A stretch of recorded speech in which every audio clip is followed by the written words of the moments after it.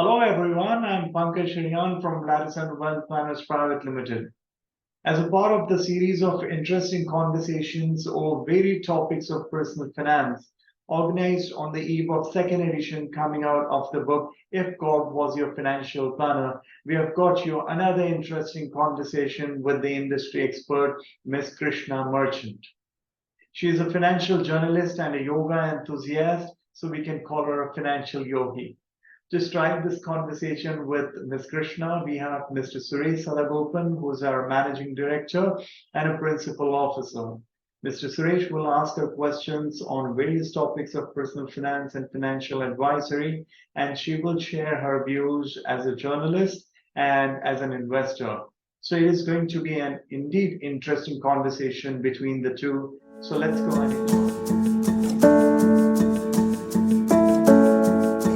Thank you so much, Pankaj, and thanks, Krishna, for joining in, for taking up your time and joining in here. So, first off the cuff, I want to ask you this. I mean, you're a journalist in the financial services space. More than anyone else, you know how complex the financial services space is getting to. So, what is your take as far as personal finance and how investors should go about managing that, securing their wealth and the future? So, what is your take on that? So, as a financial journalist over more than a decade, I have seen the ups and downs of the financial cycle. And also, I have seen quite a few events right in India where, the investors were trusting a company and were investing, especially with Diwan Housing Finance and Yes Bank 81 bonds and all these high yielding products, which obviously at that time looked very attractive because the bank was doing well, the non-bank lender was doing well. But over time, they realized that, high risk obviously comes with higher returns, obviously come with high risk. So I think financial literacy is very important from that aspect. Being a journalist also, because I cover the market, especially the debt market so much, I realize that there's so many high yielding products out there, but so much of inherent risk is there that if you don't understand, you can actually, instead of creating better returns, you can erode your returns and probably even your principal that you have saved.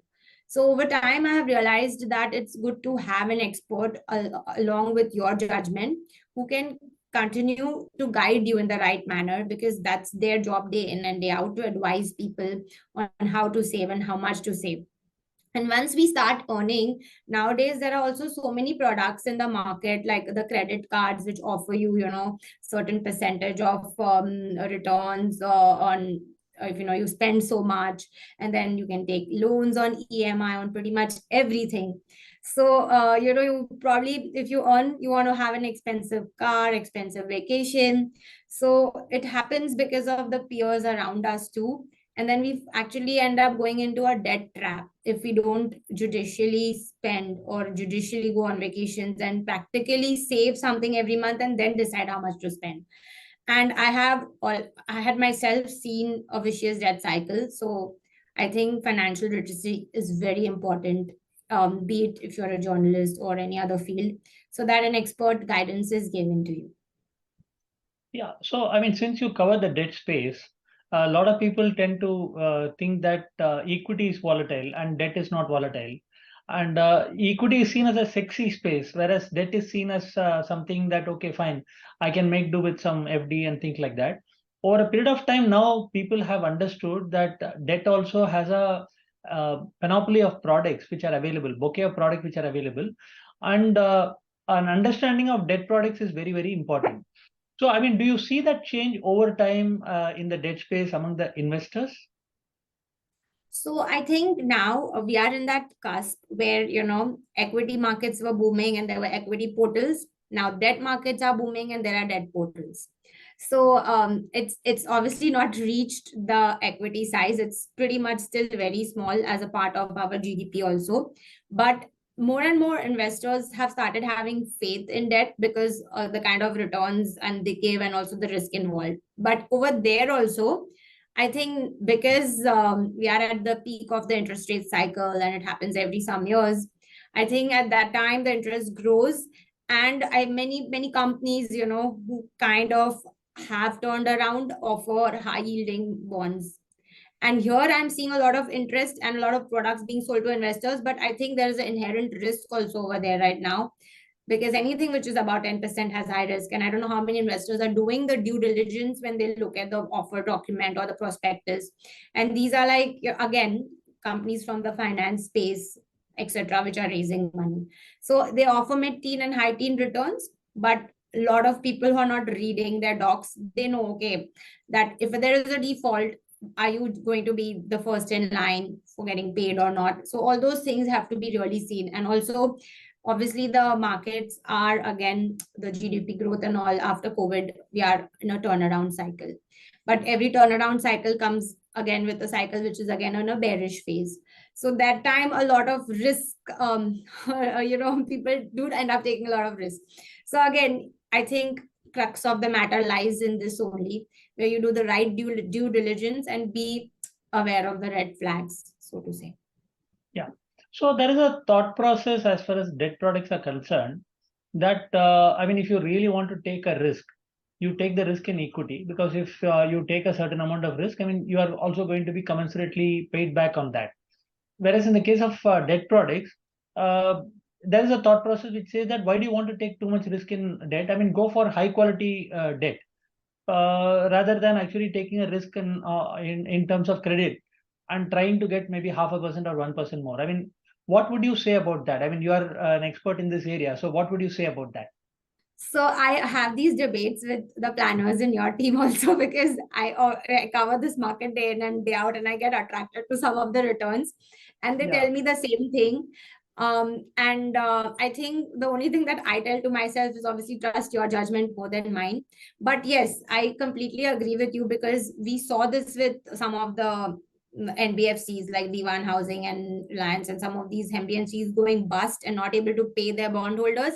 I think they are right in saying that right now the returns look very attractive, 12, 13%, 14%. But like you rightly mentioned, that equity gives you those returns in the blue chips and the higher end companies, like the top 10, top 20 companies. So I think we should go by this advice only, that trust equity more than the debt, because there the risk is very high. And I pretty much feel so as well, because then when I check the docs of these companies and I look at it closely, there is a very high chance that they might not be able to turn around the way they did, because they have had a past restructuring done or something done in the past 1 to 2 years. They were hit very badly when the slowdown had happened.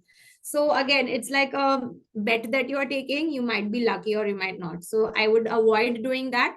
And if you want your savings to remain and obviously earn returns which are higher than inflation, and not carried away by the usual 14-15%, or nowadays even 17-18% returns that some of these companies offer. So that brings me to the concept of having a proper asset allocation. How much of equity, how much of debt? What is your aim as far as equity is concerned, debt is concerned? What is the time frame and things like that? So to a great extent, that is something that is probably best left to a financial advisor. So what would you say? Because we may know certain things about certain products, and in your case, you are a debt expert. So in spite of that, you have a financial advisor. So what would you tell the public about the need for financial advice? So obviously today, though, people don't want to seek help of a counselor if they have some mental issue. People don't want to seek help of a financial advisor, because everybody is thinking, why should I pay 17-20,000 every 3 months or something, right? You want to just like, if your doctor has given you some pills, you probably self-medicate yourself, because these are the pills he will tell me. So you you just decide on your own. But I think there's an inherent risk again over there. So going to a financial advisor may seem a little bit of a costly affair, but I think in the long run, at least this is what I've experienced from my friends who've been doing this, your returns will be higher than an average person.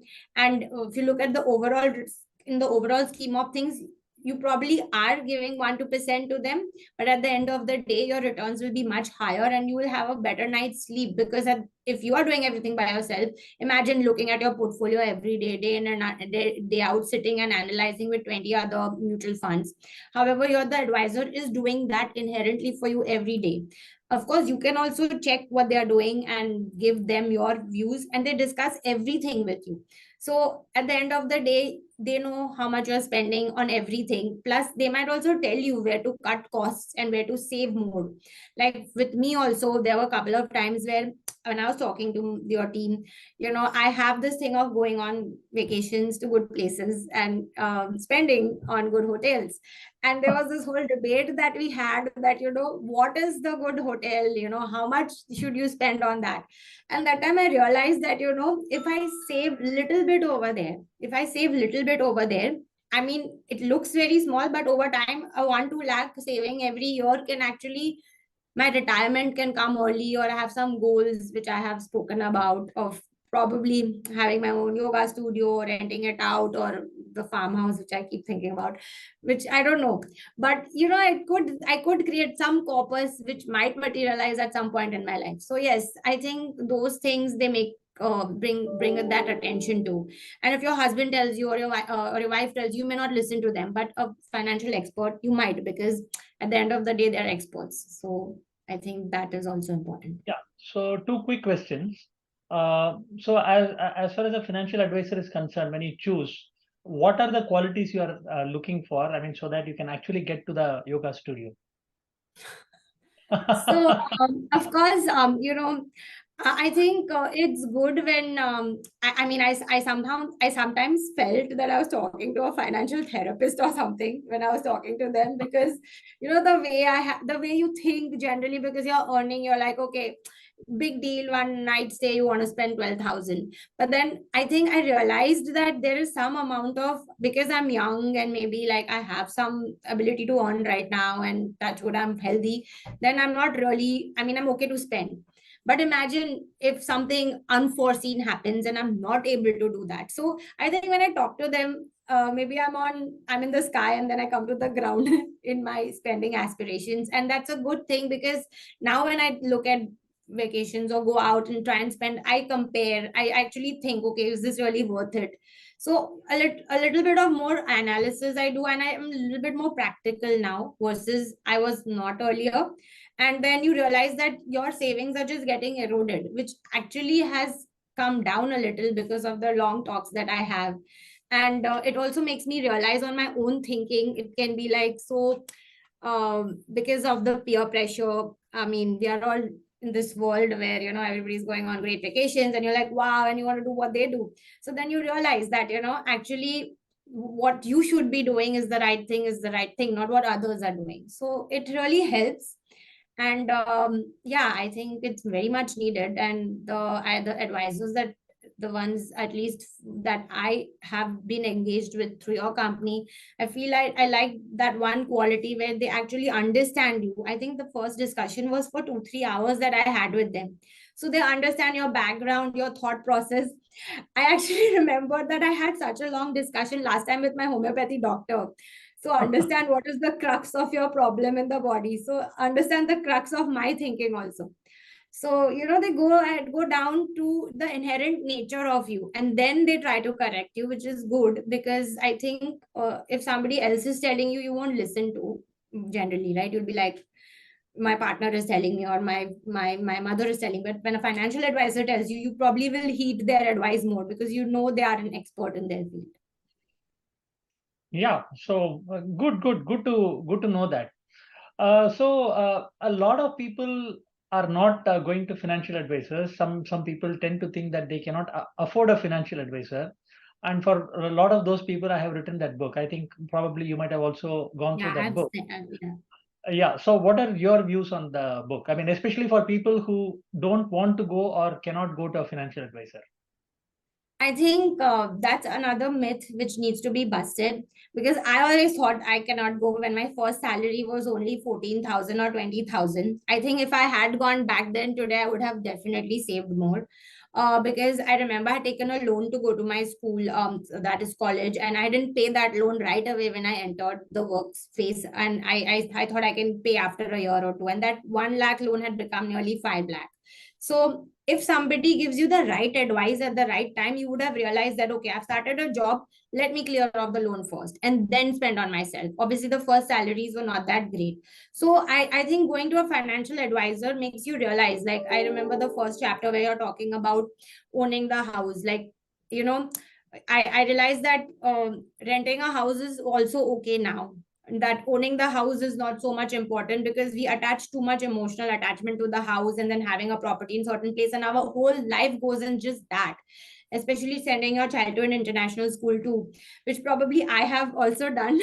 But over there also I've compared many schools and I probably sent him to a low end school. But I read that chapter where you mentioned, is international school better or regular school better? And I realized that, we get so much carried away, by what other parents are doing. And also, especially with me having just a 3.5-year-old, I also have realized, where to now maybe keep on reading that book time and again to understand, okay, yahan pe stop lagana hi hai. Like, if he's not getting to go on fancy vacations or do certain things, I have to make him realize and remain grounded like my child, and not do what others are doing, because then I'm actually creating a trap for him also as he's growing up. Correct. So I think the book hints at some of the very right points and some things that we all end up doing, and I think mistakes. Also about owning a car, I feel I'm of the opinion to have a new car, but because my husband is in the cars business, he said the moment you buy the new car, it depreciates by half. So what's the point of having a new car? So those are the myths which you burst in the book. And I think it's very important to have a financial advisor very early in your life, even if you earn 15,000 a month or 20,000 a month, because what you will end up saving is much more than what you will end up paying the advisors. And I think that if that is busted, that myth is busted, I think today financial literacy will be much better in India, and people who are struggling in their 50s to Yeah. make their dreams come true would probably not struggle, and there will be less suicides also in our country due to financial stress. No, wonderful, yeah, wonderful. I mean, you have brought out probably the gist of what I wanted to convey very well in that last 2 minutes.